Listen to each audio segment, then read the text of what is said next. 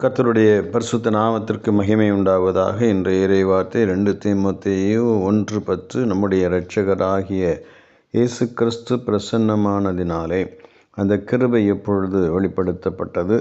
அவர் மரணத்தை பரிகரித்து ஜீவனையும் அழியாமையையும் சுவிசேஷத்தினாலேயே வெளியரங்கமாக்கினார்.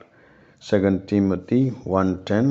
But it has now been revealed through the appearing of our Savior Christ Jesus, who has destroyed death and has brought life and immortality to light through the gospel என்று வாசிக்கிறோம்.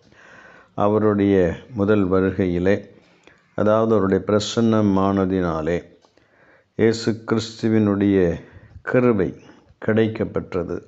கிருபையும் சத்தியமும் இயேசு கிறிஸ்துவின் மூலமாய் உண்டாயின என்று நாம் வாசிக்க முடிகிறது. பரிகரிக்கப்படும் கடைசி சத்துரு மரணம் என்று எழுதப்பட்டிருக்க, இயேசு கிறிஸ்து அந்த மரணத்தை தமது மரணத்தினாலே பரிகரித்தார், அதாவது அழித்தார். அதனாலே நித்திய வாழ்வும் அழியாமையையும் கர்த்தர் இயேசு கிறிஸ்து கிடைக்கப்பெற்று நமக்கு கொடுத்தார் என்பதை நாம் வாசிக்கிறோம். அவரது நற்செய்தி சுவிசேஷம் அதை வெளிப்படுத்தி அநேகரை கிறிஸ்துவுக்குள்ளாக்கியது. அந்த சுவிசேஷத்தின் வெளிச்சம் வெளியரங்கமாக ஜீவனையும் அழியாமையையும் கொண்டு வந்தது.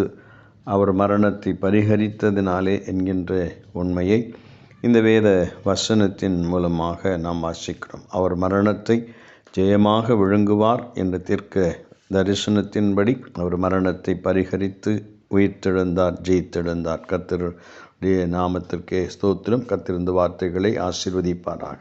ஆமென்.